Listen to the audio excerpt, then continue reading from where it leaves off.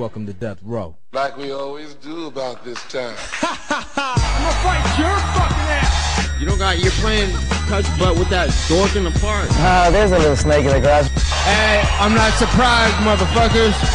No forget Jesus, people! I'd like to take this chance to apologize to absolutely nobody! Hey, pussy, are you still there? I'm back. Who the fuck is that guy? Break out the red panties. We're rich, baby. I would like to introduce...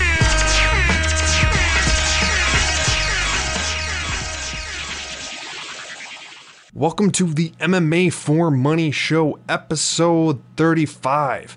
In this show, we'll be covering UFC 249. Yes, we have fights back, and it's happening this weekend. 6 weeks, no fights, but now we're back. And also, we're going to go over the main card of Smith and Teixeira, because you know what? Not only do we get one fight card back, we get 3 in 7 days. I am Bob Boss, your favorite garbage man at MMA State of Mind here with Mike Copenhaver. You can find him at Don't Cope Just Win on Twitter. Also, follow the show on Twitter at MMA4Money Show. Mike, how are you doing tonight? I'm doing fucking awesome, man. I'm fucking stoked to be here. Stoked to talk about some UFC finally and have some combat in our lives. I absolutely love being here on the microphone with Bob, my favorite my favorite host there is, and just can't wait to give you guys some content. Well, you know what? It's Wednesday, so you know what that means. The MMA for Money show is here. You can find the show on Apple Podcasts, Spotify, Google Podcasts, Overcast, Pocket Cast, straight RSS feed. We are also on YouTube, both full-length shows as well as small tidbits to get your quick fix. Subscribe to never miss a show. Like, comment, and share to spread the word. And now, before anything, we're going to go right into UFC 249, the pay-per-view that couldn't be killed, the pay-per-view that can't die. The first fight of the night is Ryan Spann, who is minus 400 favorite, versus Sam Alvey, who is plus 325. For some of these fights, we're just going to do some quick picks so we can hit absolutely everything on this fight card because it's just been so long. We need to talk about fights. So, Mike, Ryan Spann, Sam Alvey, quick pick. How you see it going? Oh man, I think that Ryan Spann is a little too big and a little too athletic for Sam Alvey. Sam Alvey just kind of just like weedle waddle through his career. I mean, he's exciting sometimes. He definitely always gives us all. Definitely a great guy, but I think this is finally time where he just gets just murdered. So I think that's why the negative 400 price tag on Spann it's actually worth it. But I'm not going to lay that money down.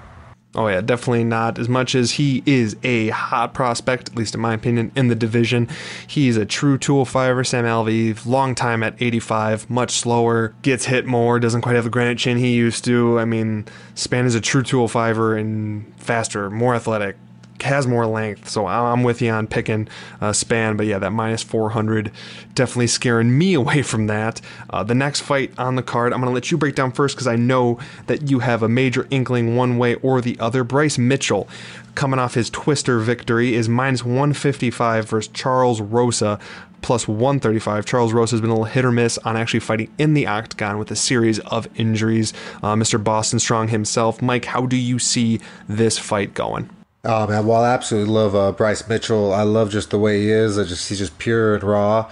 Sometimes a little stupid, but that's just exactly how I love you when you're a fighter.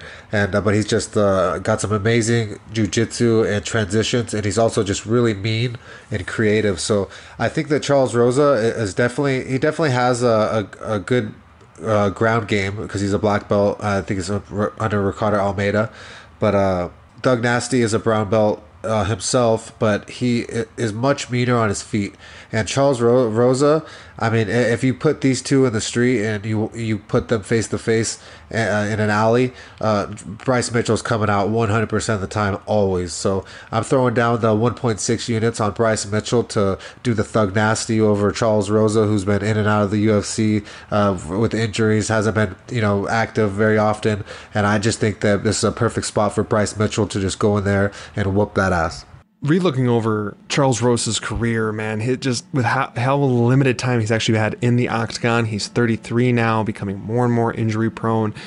Bryce Mitchell is young, man. He's just 25 now, and that's the age that you make leaps and bounds. And on a personal note, at least from his personal life, he just is absolutely the guy that would thrive in a situation like this, because obviously training camps aren't the same. A lot of gyms are shut down. You don't have your typical training partners. This is the type of dude that that doesn't matter.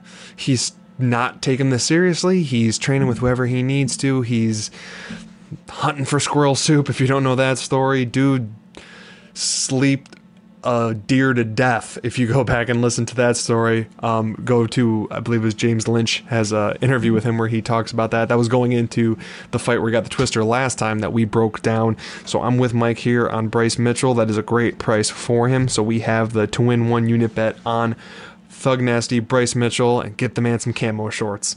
Next, we have a rematch.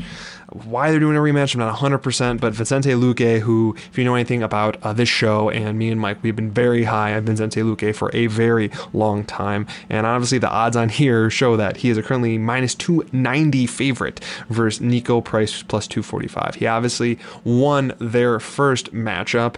Nico Price, he has that fight finishing power, and not just that fight finishing power, he has it from the weirdest angles and spots and knocks out people from bottom, and just it's rough, man. He got subbed the last time out against Vicente Luque. I believe it was in the second round. And could Vicente Luque do it again? Possibly, or he could just play it safe and beat him at distance for the better part of 3 rounds. I really like Vicente Luque here. I think it's probably more the same, because at this point Nico Price hasn't shown me anything other than the fact that he's willing to brawl and he has the power to put you out. Mike, where are you on one of our favorite fighters, Vicente Luque, in this fight against Nico Price? Oh man, well, you know that we love some Luque, so I really love Vicente Luque. He's still young and he has a lot of upside to him. He is a brown belt Brazilian Jiu-Jitsu, and he is getting his striking sharper and sharper. Last time he fought, he went with Stephen Thompson to fight of the night, and survived that with a world-class kickboxer. So I really think he learned a ton in that, and it's a perfect spot for him to showcase his skills that he's learned on his feet. And then also, he's already subbed Nico Price in the Jiu-Jitsu game in the world. Once someone's already dominated you or subbed you, it definitely puts a little chink in your armor and the memory bank that it doesn't feel good. So you better get that submission back, or they're going to have a mental edge on you forever. So we're going to see how far Nico Price has advanced. He's definitely exciting as shit. I can't wait to watch this fight, because he just does the weirdest stuff in the weirdest positions. But this is the world-class fighting and the top-notch MMA, and you can't get away with those lucky little things every once in a while. So I just don't see Nico Price getting away with the things that he's gotten away with, and it's going to end, and this possibly is going to be the night for Vicente Luque to showcase what we all saw. Mike, how you feeling about this next fight? I'll give this one to you first. Uriah Hall is currently a plus 110 underdog versus Ronaldo Jacare Souza, minus 130, longtime middleweight standout, had a little bit of bid up at 205. Now he's back down to 185, fighting Uriah Hall. Uriah Hall has been surging somewhat, coming off 2 wins, Souza 2 losses. I mean, that Jan Blachowicz fight, although boring, was actually fairly close. The long series of clinching against the fence for the majority of that fight. Some people actually thought Souza won that fight. It was close, but boring. Where do you see this fight going? The Uriah Hall, Jacare Souza? You know, man, this is a really weird one, man, because it involves Uriah Hall. Uriah Hall, OSP, certain people that we just can't trust. I don't know what we're going to get. I want to say that Uriah Hall should be able to go in there and just showcase his standing skills on Souza, and to be able to finish him with kicks and strikes and be super aggressive. But he's a super mental case. I couldn't trust him for as far as we could throw. Souza, you could trust always. He's going to give you everything he's got. So I'd have to say that Souza has everything that Hall could take, and that it's going to be a good night for Souza, because I just don't trust Hall. But if you see Hall, just spark him. You heard it here first. Mike makes a very, very good point. Uriah Hall has very much been someone who can snatch victory out of defeat. Just throw that one spectacular highlight reel shot that really does it. I don't think he's going to do it here, but honestly, I've thought he's not going to do it in a number of the fights where he's actually pulled it off. I was very impressed in his last fight against Antonio Carlos Jr. He won that by split. It was a close fight, but Carlos Jr., Shoeface, had him in some really bad spots. Like, he was on his back, he was threatening with submission, and Uriah Hall survived. So I would assume if he could survive that he's going to survive Jacare Souza if he ends up on his back. But honestly, I think this fight could have Jacare for long periods of the fight, pinning Hall against the cage and just doing a lot of body work.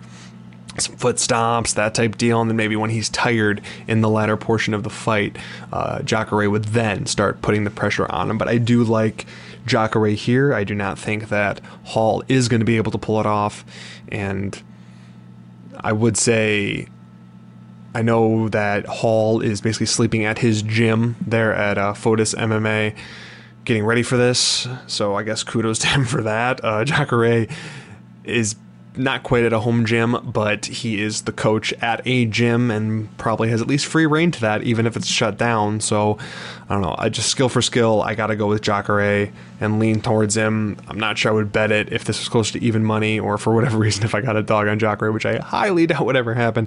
That's the direction I would go.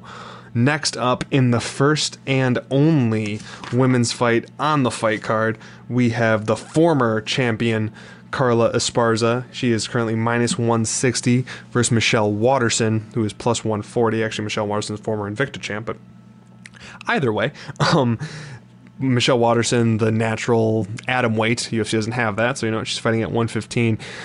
Waterson has been taken down by anybody with a semblance of a wrestling game that she has fought. Carla Esparza has taken down every single person that she has fought, regardless of if she ends up winning or not. She is a decision machine as well. She has one finish, like way back when, against Rose, when Rose wasn't Rose, way early on.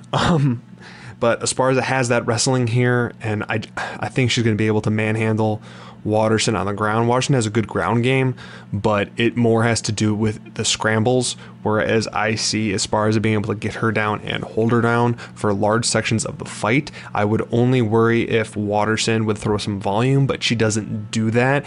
She has a much more kick-centric game, so it's big single shots as opposed to combinations. So I like Esparza big here. I'm not going to play her straight. I actually like her by decision, which at the time of this podcast is minus 105. So that's where I'm locking in my bet, which is the minus 105 to win 1 unit on Carla Esparza by decision. Now, Mike, am I pie in the sky? Am I completely off base? Or do you think Esparza is going to grind one out here? No, I'm right there with you, bro. I think that Carla Esparza is just, her wrestling is going to win this fight.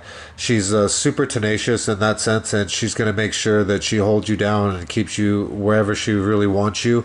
Waterson is undersized in this division. She was formerly, I believe, a strawweight or even smaller. So I just think that Carla Esparza's wrestling, she's also a brown belt in Brazilian Jiu-Jitsu, and Michelle's a purple belt. I just don't see Michelle pulling off a submission. I don't see her laying enough damage standing to really make Carla, to end Carla's night. Carla's gonna take her down whenever she gets hit, and she's gonna win this fight most likely by decision. So I love the bet that you're going with, and I'll most likely tail it myself. The UFC's most infamous man, I'm specifically saying infamous, not famous, Greg Hardy is fighting again. He's coming off fighting 5 times in 2019. We are here in 2020, and Greg Hardy is a minus 200 favorite against Yorgan De Castro. Actually, no, sorry. My bad. I did that out of order. The next fight is Anthony Showtime Pettis, who is a minus 135 favorite, versus Donald Cowboy Cerrone, plus 115. Sorry about that. Got the order flipped. This is the main event of the prelims. Whether they do that anymore or not, this is the main event of the prelims. This is a rematch. They fought on a UFC Fox show in Chicago. I was actually present for that fight and saw Anthony Pettis absolutely melt Donald Cerrone's intestines and inside, sending him to the ground with a body kick and having follow-up punches. This is a much different fight right now. Anthony Pettis is other than the shocker of all shockers, sharpshooter against Wonderboy Thompson, where he took him out in a fight he was losing, he has not looked good in quite some time. Obviously can never handle fighting off his back foot. Anyone with pressure boxing will put him backwards. Cerrone also hasn't looked amazing. Has had 3-fight losing streak. Just lost McGregor in just an awful showing by him that he's recently come out at, that he did not show up at, that Donald was there but Cowboy wasn't. Is this the same fight as the first time they fought? Is it not? I'm kind of 50-50 on this one, so you know what, I'm going to throw it to Mike, get his take, and who knows, maybe I'll even tail it and make a decision myself. Mike, where are you at for the main event of these prelims? Well, anytime that someone has a body shot weakness, I'm automatically going against them, and that's Donald Cerrone's Achilles heel. Anthony Pettis knows this. He's going to attack Donald Cerrone's weak body like nobody's business. I just feel like Anthony's going to be able to showcase his skills on Donald Cerrone, and it's going to be a fun fight while it lasts, or it could last all 3, but it's going to be super exciting. And I think that this is actually a fight that Anthony Pettis should be able to dominate from start to finish. I don't see how Donald's body's going to hold up if Anthony goes with the volume striking to the body and the kicks that he did last time so fast. So I really believe that Anthony's just going to win this fight pretty easily. I don't know. It's absolutely very possible. Like I said, I'm kind of waxing and waning on this one because I'm such a big Cowboy fan. Like, I picked him going into their first fight. I thought he was more technical. I thought he was better with his hands. And although both those are still technically true, he still got melted the first time through. Cerrone's finally starting to get some heavy damage put on him. I mean, so is Pettis, but man, I don't know. I think it's going to be a good fight. I lean Cerrone more because although he's fallen off and he's not in his prime, he's absolutely not.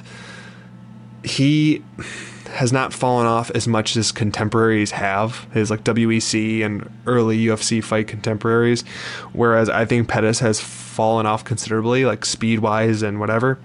In terms of finishing ability, I still got to lean Pettis, but I don't know. I'm hoping for a good fight. I guess quick pick, I'll go with Cerrone, but nowhere near a bet on this fight.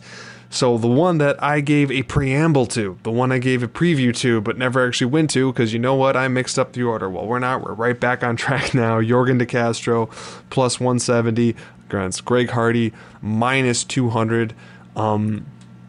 This is the first heavyweight of 2 heavyweight fights on this, 3 on this fight card. I was off even on that one. Greg Hardy, he's gotten better. He absolutely has. I can't pretend that he hasn't. He's starting to flesh out his skills a little bit better. He's not exactly a early domination or bust. He actually looked competent against Volkov, which is saying something because Volkov is a top heavyweight. He didn't look out of place fighting him or anything like that. Obviously, there's still some skill gap, but I mean, he can close that up. He is getting so good from fight to fight. It's actually fairly astonishing for someone who's his age. And even technically, he's young for a heavyweight. I believe he's in his early 30s, but given his football career and everything like that, he's got a lot of wear on his body. And Yorgan De Castro on the other side. I mean, he had a contenders fight and one fight in the UFC, and he destroyed Justin Tafa, but Justin Tafa was brought in there to lose. So I don't have much for this guy. I don't have a good read on this guy. I would lean Hardy. Couldn't ever give him out as a straight bet. He's minus 200, and there's still a lot of questions on him, but I guess I like the fact that he's not the co-main event on this fight card, and I guess I'll pick Hardy, but I have no semblance of a bet or specific leaning on this one. Mike, how are you feeling about the opening to this UFC 249 pay-per-view with Greg Hardy versus Yorgan De Castro? Oh, well, I mean, these are going to be big boys throwing down, so I expect this fight to not last very long, but be super exciting. I think that Greg Hardy is the better all-around athlete. I think if he was in MMA for a long time, he would definitely have the better, longer career. But Yorgan De Castro, he actually has some pretty decent striking and some power behind him. So if Greg Hardy's not careful, he could find himself knocked out pretty fast. So I don't want to pick Greg Hardy because I just don't even really like him or want nothing to do with him. So I'm going to pick Castro by KO TKO because I think that Greg Hardy's striking still isn't up to par, and it still could get you caught real fast. definitely a good take to have on it. And I mean, plus 170 straight for the chance of a knockout that's some good money right there. Castro by TKO. KO is also plus 249 if you like that or are particularly leaning that way.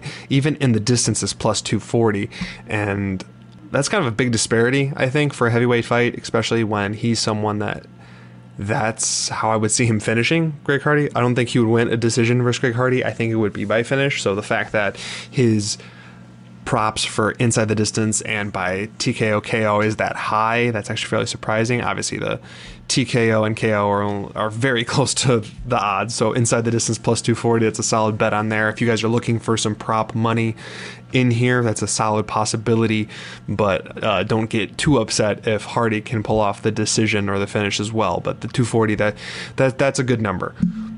Now we're going right into another heavyweight fight. This fight card is actually a little bit heavier on the heavyweights, I guess, if I'm going to use that or verbiage on this fight card. Fabricio Verdum is going to fight Alexei Olenek. Fabricio Verdum is minus 330, and this is his first fight back from USADA suspension, where he got a fairly heavy suspension, but was able to mitigate that to less time by, for lack of a better word, snitching on some people.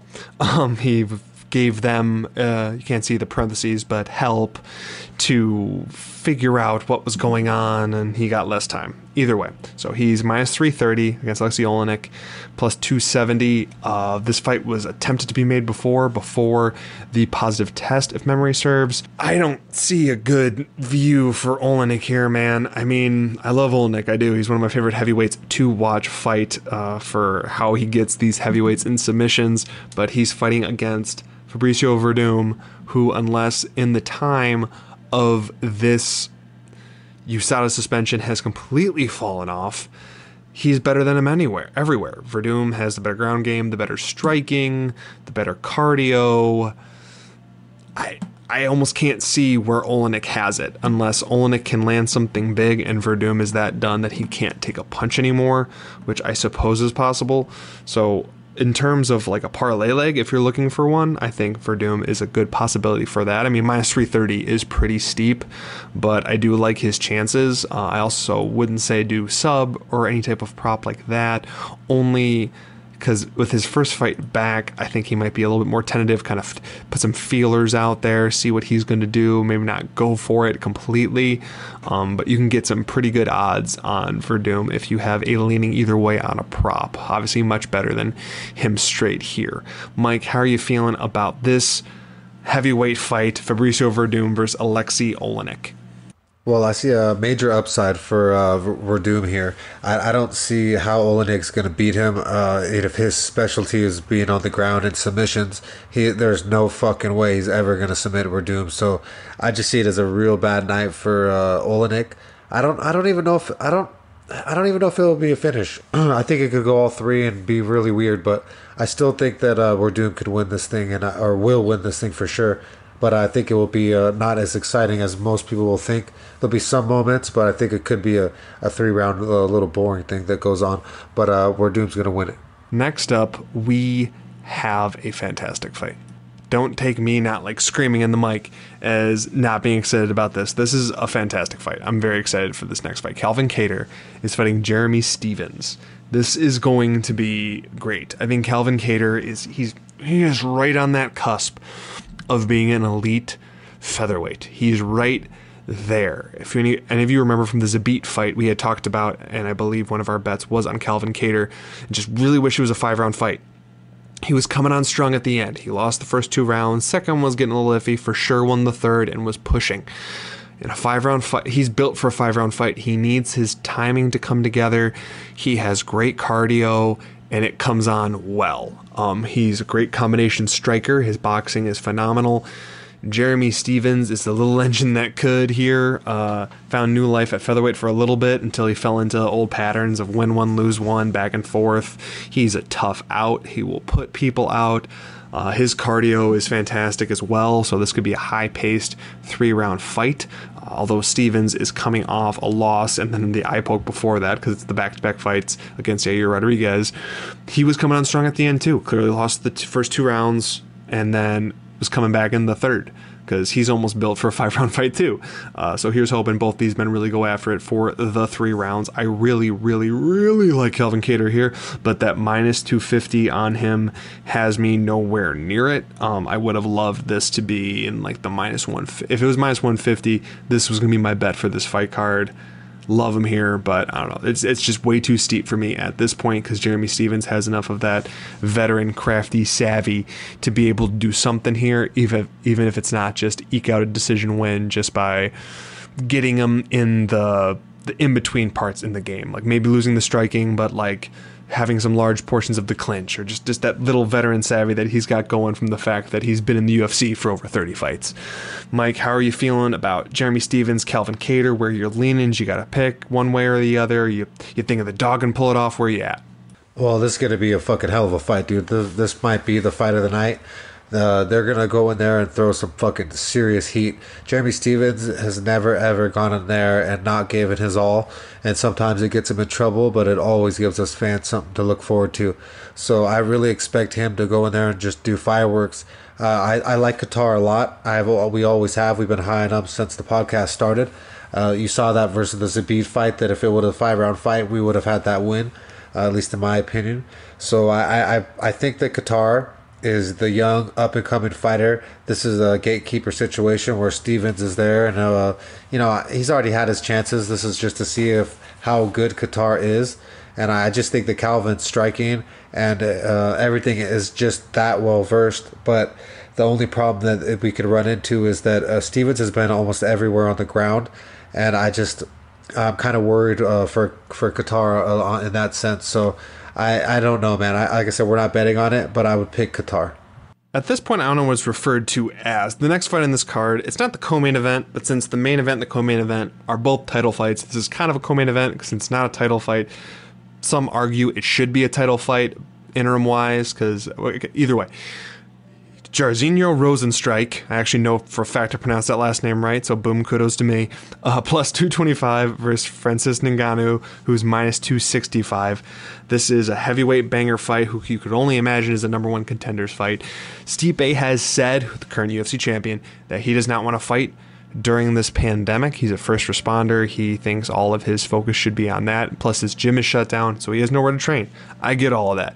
Daniel Cormier only wants to fight Stipe, so there's the other side of that title fight there. So they're putting off having a fight, but now they're talking about possibly fighting in August or after. Then it'll be over a year since they fought the first time, so I could see the argument for this being an interim title fight, especially because who's ever going to win is eventually going to fight for the title. Although that shouldn't necessarily be what interim means. That's what we got. So most of you remember seeing Overeem completely beat Jairzinho Rozenstruik and then get brutally knocked out, lip split with seconds remaining in the fight.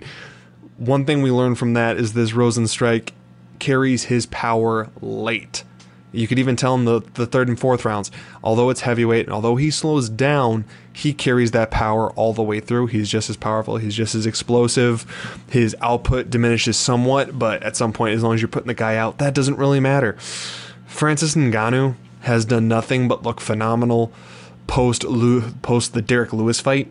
He basically had like a hangover from losing to Stipe, and since then has come back with a vengeance.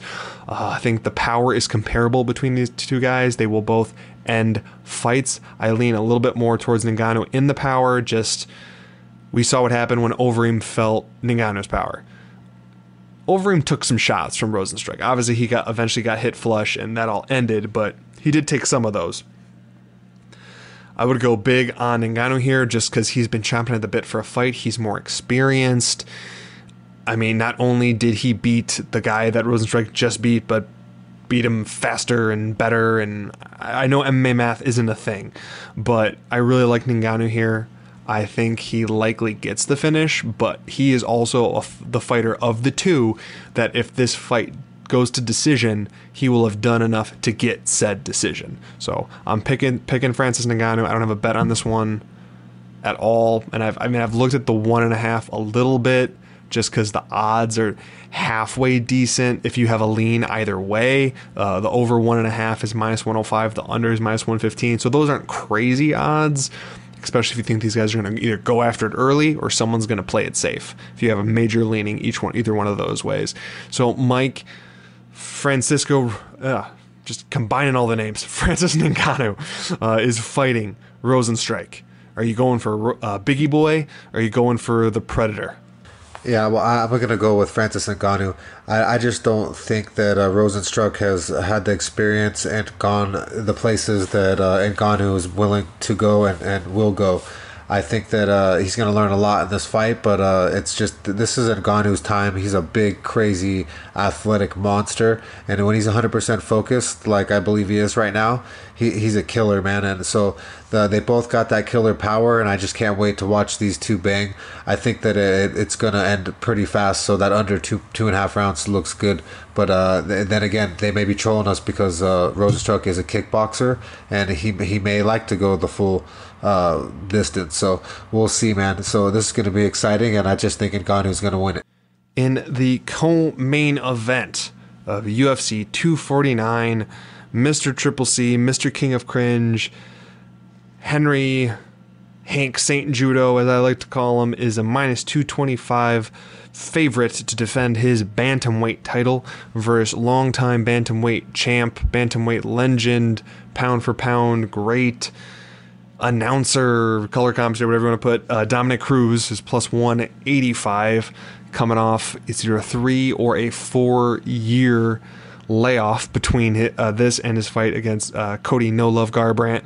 Cejudo has been just in a need to fight champions of old and guys with names and stuff like that. I think he's trying to cash in, but these names don't carry that kind of cash, sadly to say. I might go off on a tirade, so you know what, Mike? I'm going to let you go first. Who do you like in this fight? Do you like Henry Cejudo, who's the minus 225 currently, or Dominic Cruz, who's the plus 185? Oh man, well I don't like Cejudo at all. He's cringe-worthy for sure, but I'm gonna have to go with him, and I'm gonna say it's gonna be pretty easy. I like, my brother grew up, around in San Diego area, and that's where Dominic Cruz migrated from Arizona once he came from wrestling in high school over there. They both lived in the Vera house down in SD Chula Vista. So I know him personally, and Dom Cruz is a great fighter, great athlete, super professional. He's obviously champion of the world at times. But one thing that Dom Cruz is not, and he is not, meaning he's not tough. He's not the type of guy that would back shit in the street. So I think that Cejudo, with his world-class wrestling, I know that Dom's wrestling is good, but it's not even close to on the level of Henry Cejudo. I think that Cejudo could take him down any time that he wants and do whatever he wants with him down there. And I know that's crazy to say, but there's no way that the gold medalist Henry Cejudo is gonna get beaten by Dominic Cruz in a match of anything. So there's no way I'll believe it. So, but that's my opinion, and I'm gonna stick to it. Now, this does not happen very often. Those who listen to the show know that this does not happen very often. This is a fight that me and Mike actually disagree on. I know, shocker, it does happen. We don't just mirror each other. We actually agree more often than not, but there are fights we don't agree on. This is one of them. I think the one-time king, the return of the king is happening. I think Dominic Cruz actually has a good chance of winning. I actually personally bet him. I'm not giving that one out on the show because those odds don't exist anymore. I got him at plus 200. If it was plus 200 now, I'd probably give it out on the show, but it's not quite that. It's plus 185. So if I can convince you now, by all means bet him, but that's not an official one for the show. Now, let me talk about Hank St. Judo. I'm not even going to call him by his name. I can't do it. I used to make fun of his poof on the top of his head, but for a little while, my user handle that I changed on Twitter was just called Cejudo's Poof, just because I thought it was that ridiculous, but whatever, that's beside the point. He's a gold medalist. He's a competitor, 2-weight champ. I gotta give him credit for all of those things, but this is where I'm gonna start not giving him credit. I didn't think he beat Mighty Mouse the second time. I thought he gave him quite a bit of fits in the wrestling department. He was actually able to get Mighty Mouse down in the second fight compared to the first one, which was just demolishing on Mighty Mouse's part. So kudos to him on that. Obviously, this is jumping some years, but when Mighty Mouse had to fight Dominic Cruz. Dominic Cruz wrestled Mighty Mouse like no one ever has, even Cejudo. And I know, obviously, Mighty Mouse got better after that, Demetrius Johnson, but Cruz handled him. Clearly just handled him. He is substantially bigger than Cejudo. He's one of those few guys that was a big bantamweight then and would still be considered a big bantamweight now. Usually there's a regression to a weight, and you just start to see that, like, back in the day, guys were just in general smaller for the weights, and it just keeps building. Dom is still a big bantamweight now. His reach is crazy. His footwork is, I'm not going to say his footwork is phenomenal, because it's not. It's anyone that I talk to that's into boxing actually just says it's all wrong, but he has it stitched together in such a way that it works for him, and it's beyond impossible to train for. Cejudo is a normal sized, if not small, 125er. He keeps calling out all these guys at a bigger weight. He himself is coming off an injury. He hasn't fought for over a year, and I know that does not compare to Dominic Cruz 4 years off. I totally get it, and there's no way of knowing if Dominic Cruz is 100% healthy. Obviously, he's someone who's got hurt a lot. He was someone who had such terrible plantar fasciitis that he got Botox shots in the bottom of his feet just so he could fight Cody Garbrandt. But if he's even remotely healthy, that's what I'm going for. I'm hoping he's even remotely healthy. Just style for style, even though he's about mid-30s now, I think he has all of the tools to completely beat Cejudo. Granted, most of the elite bantamweights, I think, are that. I think so many of them are a little bit more mentally tough than Marlon Moraes was. Marlon Moraes was straight winning that fight, and just like once he started gassing a little bit and getting a little bit of pushback, he melted. It was rough, man. I have perpetually downgraded Cejudo, so that's my disclaimer, and that's part of the reason that I'm not giving this as an official bet on the podcast, because I have downgraded Cejudo so much for a lot of things, and I don't know, man, just the fact that like Dominic Cruz came back after a year and beat Mizugaki in a round, and then came back after 2 years and beat TJ Dillashaw when TJ Dillashaw was TJ Dillashaw, and came back after 2 more years, and yeah, he got styled on by Garbrandt, but like the fact that he came back and was competitive for at least a little bit, not counting all of the damage he had taken, I don't know. I'm on Dom here. I got him at a much higher number, so that's why I'm not giving him out, but I'm picking Dom. I'm hoping he wins too, because I can only handle so much cringe, and Triple C's got a little bit too much of that. Let's get the main event. The one that, I'm not going to say it's the one we've all been waiting for, because Khabib isn't in this fight. So Khabib and Tony is not currently happening. But for a consolation prize, this main event is straight hot fire. Tony Ferguson, El Kukui, is a minus 180 favorite versus Justin Gaethje, who is plus 158. This is a glorious, violent fight. It's going to be wonderful. It's going to be amazing. Gaethje could possibly get Ferguson out early. Ferguson's fairly slow in the first round, takes a lot of damage. It's not going to be the leg kicks that does it. Ferguson can leg kick steel pipes for practice. He can come on Gaethje late and beat him. Currently, I don't have a bet on this fight. Minus 180 is a little bit steep. I am siding with Ferguson. Minus 180, again, like I said, is a little bit steep, and I don't have a lean on a prop. If he would drop to 160 or lower, probably, for sure, minus 150, I would bet Tony Ferguson here. But now that Justin Gaethje has had a little bit longer of a training camp to like get in the type of cardio shape for a 5-round fight, he has a few more minutes of fury in him, and that might just be enough to get it done. So pick Ferguson, no bet as of now. Mike, how are you feeling about this possible fight of the year main event we have brewing for Saturday? Well, I can't wait for this fight, man. It's going to be fireworks, dude. These two guys are absolute maniacs, and we're going to see it live in front of us. So I really think that Tony Ferguson is just an absolute animal. His cardio, every single thing about him. I only fear like the first roundish with Gaethje. So I don't think that I think Justin has to come on fast. He better come in with leg kicks. He better get lucky with a couple of strikes to the head and possibly knock Tony down because he's going to need to. But every single round after that, Tony's just going to keep coming on longer and stronger, just like the Diaz brothers. And that does not do well with Gaethje. So I could see Tony doing whatever he wants with Justin, especially in the later rounds. So if we get to past round 2 and it gets to 3 and beyond, Tony's going to do whatever he wants with them and style on him, because Gaethje's cardio is known for not being as strong as it should be for a wrestler.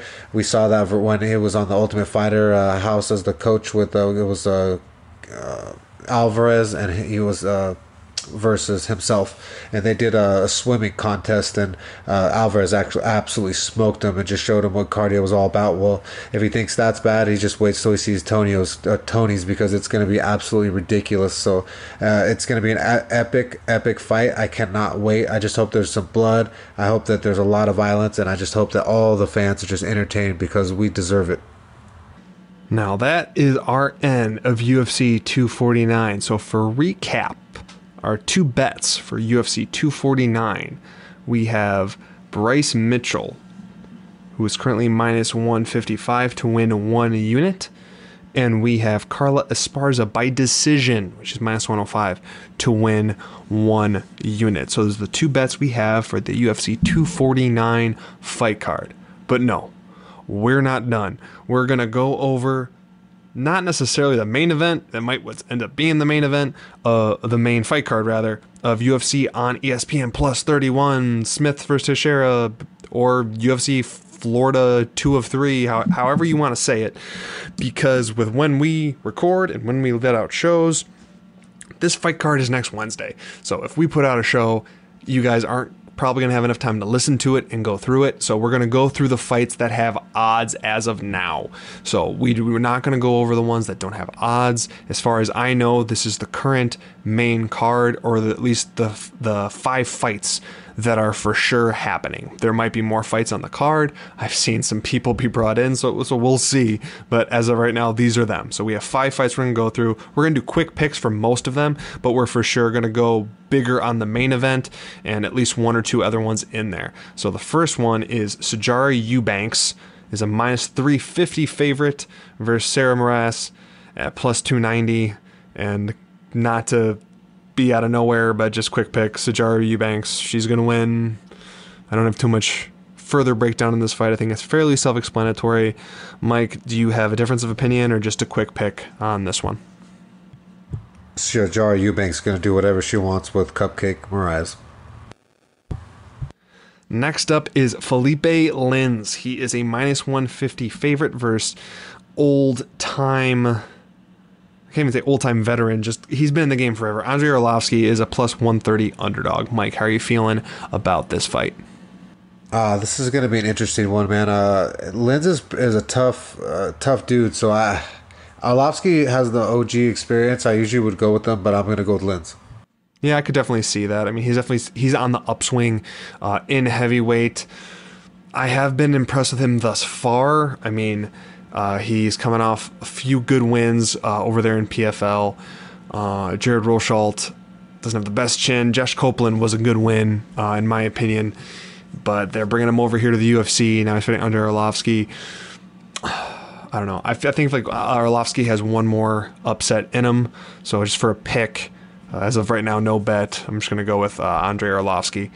Next up is Marvin Vettori. He's minus 150 versus Carl Robertson, plus 130. I'm going to go with Vettori. I've been utterly impressed with him recently. I've been really impressed with the increase in his just overall wrestling game and his cardio. I downplayed him a lot earlier in his career, but I think he's gotten a lot more I thought more highly of him back when I didn't think as much of Israel Adesanya, but with how well he did against him, and obviously he's still grown and gotten better. I really liked him in his Andrew Sanchez fight. I think that showed how much his wrestling and everything else has grown. I do think he beats Carl Robertson at some point, gets him down or pins him to the cage, and I think actually gets a finish in this fight. Mike, where are you for Marvin Vettori versus Carl Robertson? I've been high on Marvin Vettori since he came in the UFC. I've seen the talent that he has, and I think that he's got a high upside if he just sometimes just shuts up and he just puts out the volume that he needs.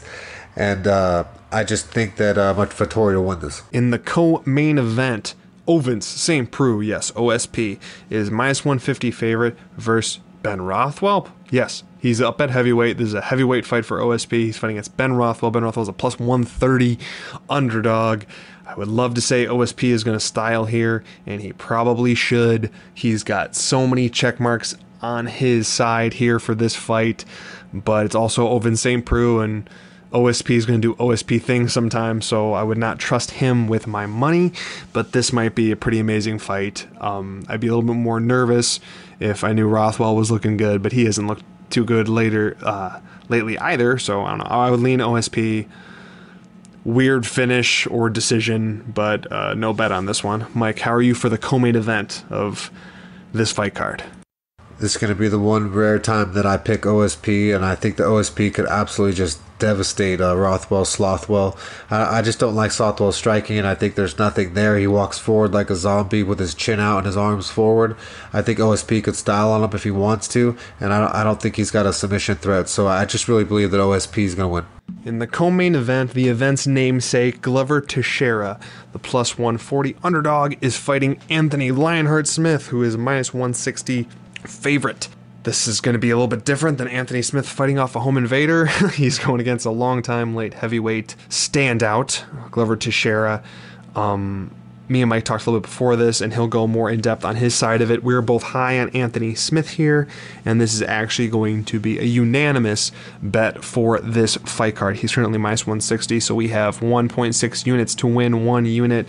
I just think Anthony Lionheart Smith has just reached this whole new level for him, obviously, and Glover Teixeira is a grim shadow, a ghost, if you will, of what he used to be, although he has always pretty much trained in his garage, so pandemic-wise, he's probably pretty set.